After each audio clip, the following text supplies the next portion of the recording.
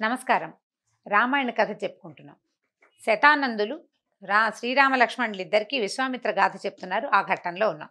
అయితే విశ్వామిత్రుడు వశిష్ఠుడితోటి వైరం పెంచుకుని క్షత్రియ తేజస్సుతోటి ఈ బ్రహ్మతేజాన్ని అడ్డుకోలేమని భావించి బ్రాహ్మణ్యాన్ని సాధించడం కోసం మళ్ళీ తపస్సుకి వెళ్ళాడని చెప్తున్నారు.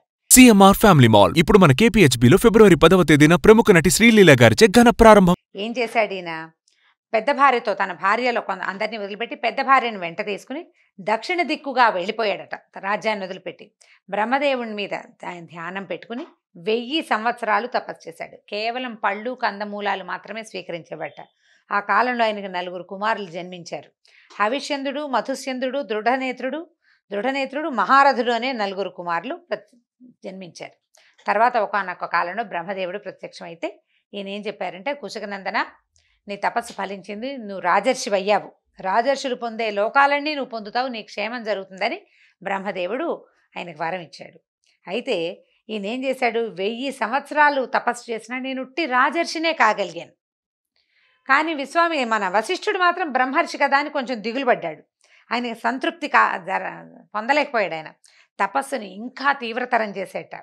ఏం చేశాడు? ఆ కాలంలో, అంటే ఆయన తపస్సు తీవ్రతరం చేసిన కాలంలో ఇక్ష్వాకు వంశంలో త్రిశంకు అనే ఒక రాజుగారు ఉండేవాడు. ఇక్ష్వాకు వంశంలో పుట్టినవాడు. ఈయన ఏంటంటే చాలా ధర్మాత్ముడు, ఎన్నో యజ్ఞాలు చేశాడట, చాలా గొప్పవాడు. ఆయనకి ఏమనిపించిందంటే, ఏదైనా ఒక యజ్ఞం చేసి సశరీరంగా స్వర్గానికి వెళ్ళాలని ఆలోచన వచ్చింది. మరణానంతర స్వర్గ సుఖం కాదు, మానవ శరీరంతో స్వర్గాన్ని పొందాలి.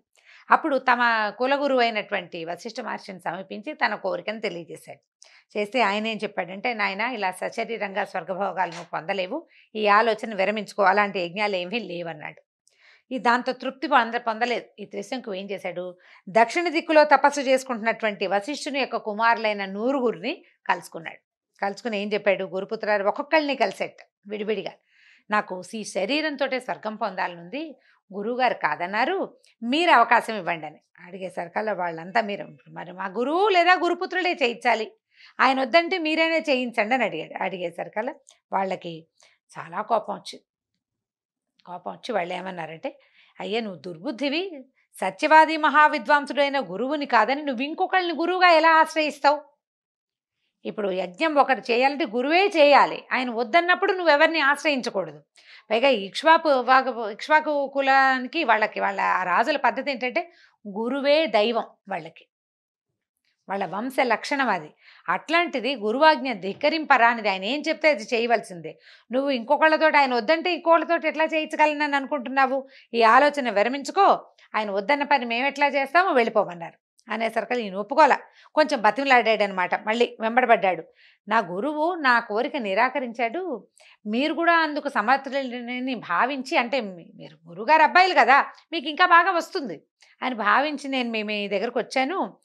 ఒకవేళ మీరు కనుక కాదన్నారనుకోండి, నేను ఇంకో గురువుని ఆశ్రయిస్తాను, నాకు పని అవ్వటం ముఖ్యం అనేసరికల్లా వాళ్ళకి ఒళ్ళు మండిపోయింది. వశిష్ఠ మహర్షి కుమారులకి ఈ గురు ధిక్కారాన్ని వాళ్ళు సహించలేక ఇతన్ని చెండాలుడు కమ్మని శపించారట, త్రిశంకుని. ఈయన ఎలా అయ్యాడు? మరునాడు ఉదయానికల్లా త్రిశంకుడు చెండాలుడుగా మారిపోయాడు. ఎలా అయ్యాడు? ఆకారం మారింది, శరీరం నల్లగా బొగ్గులా అయిపోయింది, వస్త్రాలని మాసి దుర్గంధపూరితాలయ్యాయి, చక్కటి కేశ సంపదంతా పోయింది, గిడసబారి వెంట్రుకలు పొట్టిగా అయిపోయాయి, ఆభరణాలు అడిపోయి పుర్రెలతో చేసిన మాలని ధరించేవాడుగా తయారయ్యాడు. ఆ విధంగా వికార రూపంతో ఉన్నటువంటి త్రిశంకుని చూసి ఈ ప్రజలు, మంత్రులు దూరంగా వెళ్ళిపోయారంతా. చాలా ఒంటరివాడైపోయాడు. ఆయన చాలా దుఃఖించాడు తన దీనస్థితికి. కానీ పట్టిన పట్టు మాత్రం విడవకుండా ఏం చేశాడు?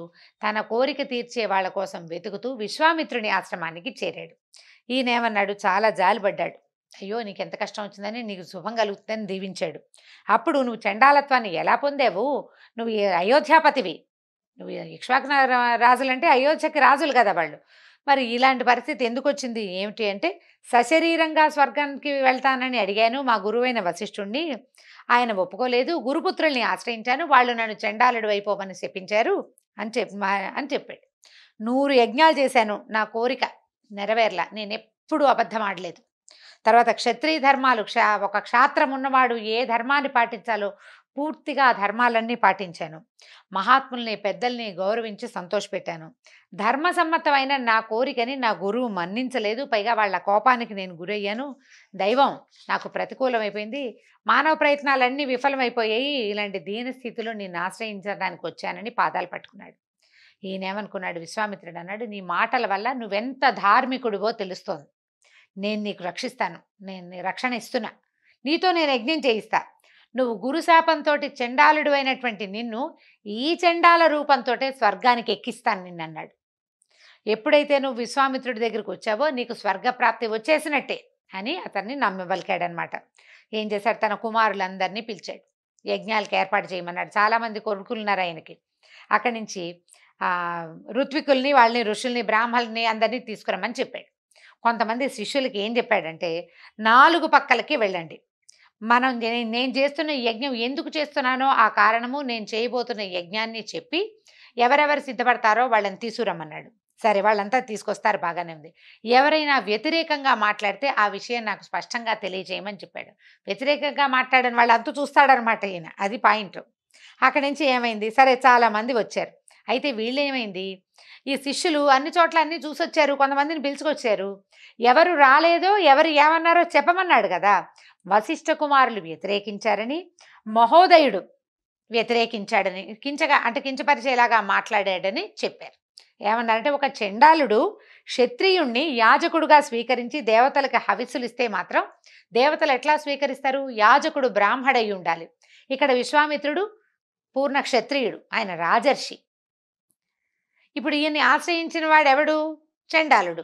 వీళ్ళిద్దరూ కలిసి చేసే హోమానికి దేవతలు ఎట్లా వస్తారు? వీళ్ళిచ్చిన హవిస్సుని దేవతలు ఎట్లా తీసుకుంటారని వశిష్ఠ కుమారులు అన్నారని, తర్వాత మహోదయుడు పరుషవాక్యాలు పలికాడని చెప్పారు. చెప్పేసరికల్లా ఈయన కోపం పట్టలేకపోయాడు.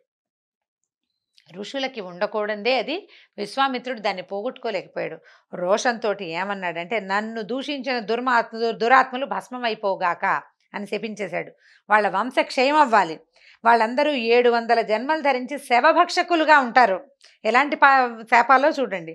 వశిష్ఠపుత్రులు ముష్టిక జాతిలో పుట్టి కుక్క మాంసం తిందురుగాక, వికృత రూపాలతో ఈ లోకంలో సంచరించురుగాక.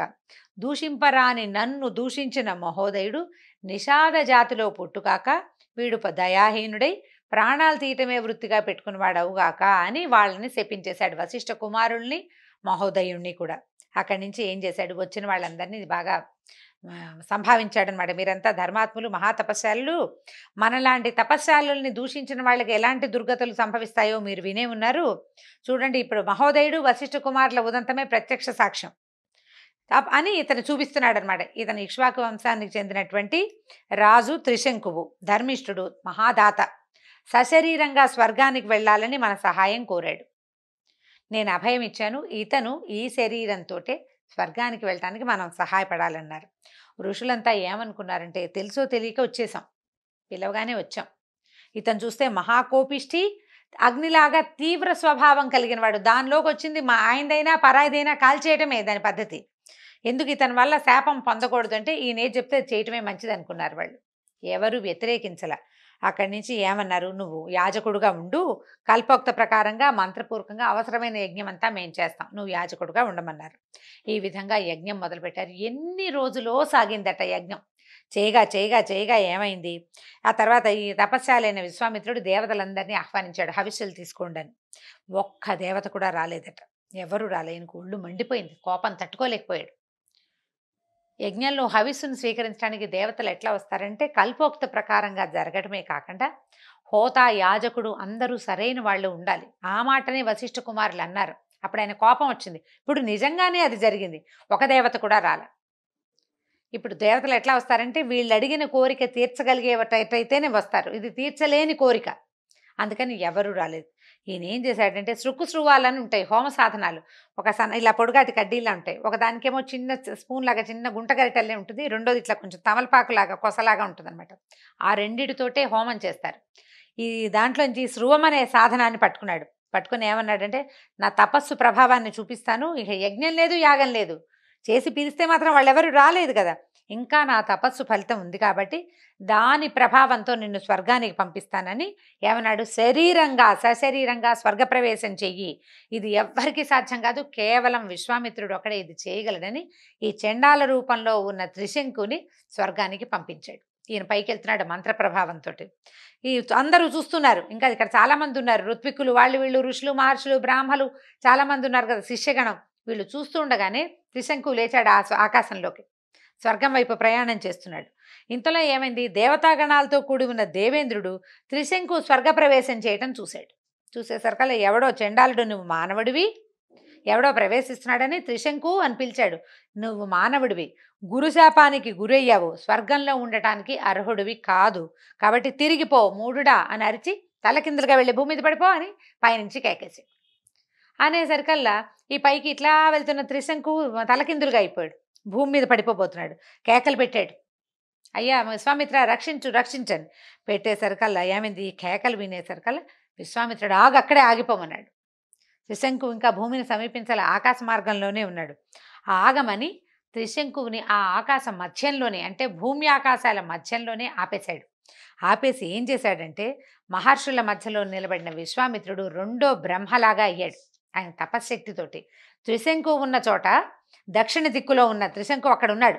అతనికి ఒక సప్తర్షి మండలాన్ని ఏర్పరిచాడు, మామూలుగా ఉన్నది కాకుండా ఇంకొక నక్షత్ర మండలాన్ని సృజిస్తానన్నాడు. ఇంకో ఇంద్రుడినైనా ప్రతిష్ఠ చేస్తా, లేదా ఇప్పుడున్న ఇంద్రుడిని తొలగిస్తానని ప్రతిజ్ఞ చేసి దేవతల్ని సృష్టించడం మొదలుపెట్టాడు. అక్కడ ఒక స్వర్గాన్ని సృష్టించే ప్రయత్నం చేశాడనమాట. చేసేసరికల్లా ఈ విశ్వామిత్రుడి ప్రతి సృష్టి కార్యక్రమాన్ని చూసి దేవతలు, దానవులు, ఋషులంతా కంగారు పడిపోయారు, కళవళ్ళ పడిపోయారు, ఇదేం విపరీతం అని. అక్కడి నుంచి ఏం చేశారు, దేవదానవులంతా పరిగెత్తుకొచ్చారు. తపోధన, నువ్వు అర్థం చేసుకో, త్రిశంకువు శాపాన్ని పొందాడు అతనికి అసలు సశరీరంగా మానవుడు స్వర్గం ప్రవేశించలేడు.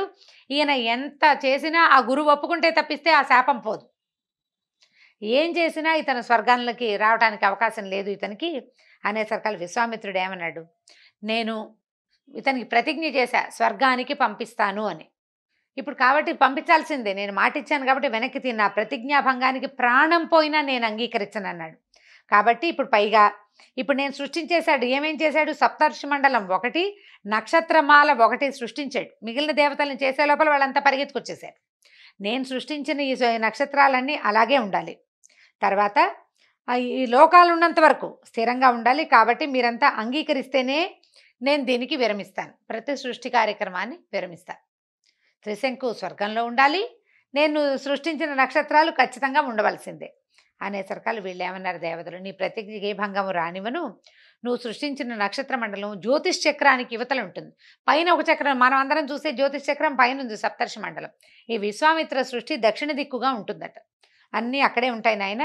ఇతను ఆ ప్రాంతంలో దేవతలతో సమానంగా ప్రకాశిస్తాడు, కానీ తల్లకిందులుగానే నివసిస్తాడు, స్వర్గమే అతనికి, త్రిశంకు స్వర్గం అంటారు. కాబట్టి ఆయన కీర్తిమంతుడై ఉంటాడు, లోకాలు ఎప్పటికీ త్రిశంకు పేరు తలుచుకుంటూనే ఉంటారు. స్వర్గంలో ఉన్న వాళ్ళందరినీ నక్షత్రాలు ఎట్లా అనుసరిస్తాయో ఈ రాజశ్రేష్ఠుణ్ణి, ఈ రాజుని, త్రిశంకుని నువ్వు సృజించిన నక్షత్రాలు అట్లా అనుసరించి ఉంటాయి అని చెప్పారు. చెప్పేసరికల్లా సరే త్రిశంకుకి ఆయనకు స్వర్గం లభించింది. విశ్వామిత్ర సృష్టి అంటారు, భూమి ఆకాశాల మధ్యలో, అంటే ఏ పని సరిగ్గా తేల్చుకోలేనప్పుడు త్రిశంకు స్వర్గం అని అంటుంటారు. పైది కాదు కిందది కాదు అనమాట, భూమి మీద ఉన్నట్టు కాదు, పైన ఉన్నట్టు కాదు.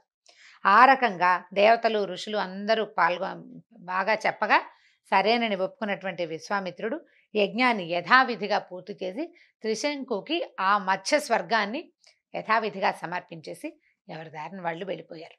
కానీ రాజర్షి అయినా కూడా కోపం పోగొట్టుకొని విశ్వామిత్రుడు, ఆయనకి శాంతి లేదు, సంతోషం లేదు, ఎప్పుడు తపస్సుకి భంగం కలుగుతుంది. ఇలాగే ఎవరో ఒకళ్ళు వచ్చి ఆయన తపశక్తి అంతా పాడు చేస్తారు. ఇప్పుడు త్రిశంకు కోసం చూడండి, ఇంత పని చేశాడు తన మాట చెల్లించుకోవడానికి, 1000 సంవత్సరాలు చేసిన తపఫలం అంతా దీనికి వృధా అయిపోయింది. దాంతో ఆయన మళ్ళీ తపస్సు చేసుకోవడానికి ఇంకో వైపుకి బయలుదేరట. తర్వాత కాలంలో విశ్వామిత్రుడు ఏం చేశాడో మళ్ళీ వచ్చే భాగంలో తెలుసుకుందాం. నమస్కారం.